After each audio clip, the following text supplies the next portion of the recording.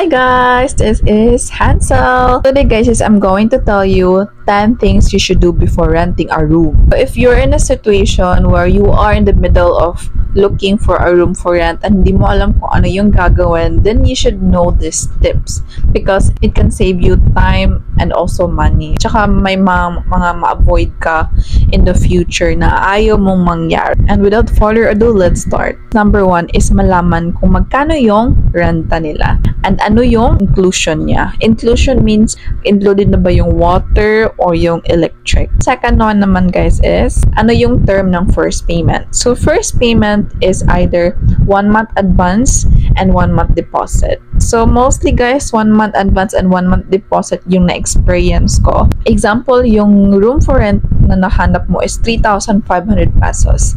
So that is 1 month advance, 3,500. And then another 1 month deposit, 3,500. So that is 7,000 pesos yung ibigay mong first payment. Very rare lang makahanap ng room for rent na 1 month advance. The third guys is to know if it's good for long term and short term. Long term is 6 months or more, and then short term is less than 6 months of stay. Madalas mga room for rent is good for long term or good for both. Dapat malaman din to kasi magkaka-problem kayo sa owner. Hindi naman talaga totally problem, pero baka may mga misunderstanding na magaganap kasi akala nila long term ka tapos less than 6 months ka lang pala. So better to know. Fourth one guys is to check if gumagana yung data provider mo sa loob ng room. If you are using Globe or TNT or GoMore, any other data provider, check mo lang pagpasok mo sa room and then ilabas mo yung phone mo kung may signal ba. Minsan kasi may mga rooms na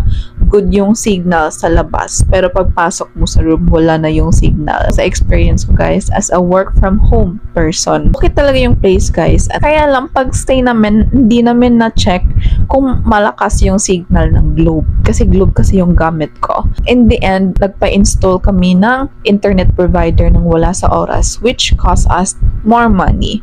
So, better to avoid it in the future. Number 5 guys is to check if malakas or mahina yung water. Example, yung owner or your caretaker, baka isipin nila na grabe seguridista talaga kasi chinek yung water. Pero na-realize ko guys, na right lang naman natin malaman yung water standing nila if malakas ba or mahina. Kasi babayaran nyo naman yan. Number 6 guys, check if it is accessible to your workplace or school place. May mga room kasi, depende kasi ng location ng room na rentahan mo kung ano yung sasakyan papuntang school and workplace of course. If may sasakyan ka naman or may single motor, then better to know kung saan yung route na mas less traffic para smoother yung rides mo daily. Then 7 guys is i-check mo kung saan nakalagay yung submeter. These cases is if excluded yung electricity. Paano nga ba malalaman kung magkano yung bayad mo sa kuryente?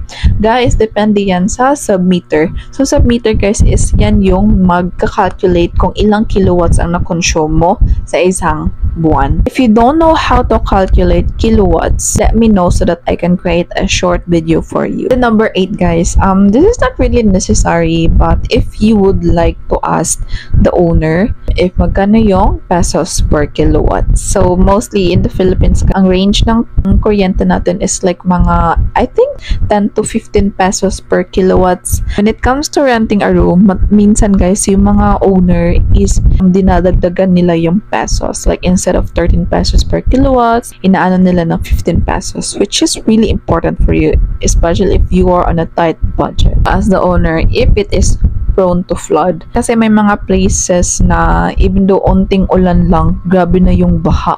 May mga places talaga na ganyan. So, you better know that one. Last but not the least is if, of course, if may motor ka, single motor or sasakyan, tanungin mo yung owner kung may parking area ba sila. And if may parking area naman sila, tanungin mo if it is good for single motor or for sasakyan din. And that's it actually. So again, these tips are for room for rent. This is not applicable if bed spacer kasi mostly included na yung rent, yung water, and yung electric. Alright. How about you? Nakahanap ka na ba ng room? And what are the things that you find difficult? Let me know, and I would like to know. And I hope makahanap ka ng nice place for you because guys, may mga bagay na nakakapastress natin. So at least yung lugar na i-stayan natin is na-relax tayo. And that's it. Well, thank you so much for watching. Don't forget to like and subscribe to my channel, and see you in my next video. Bye!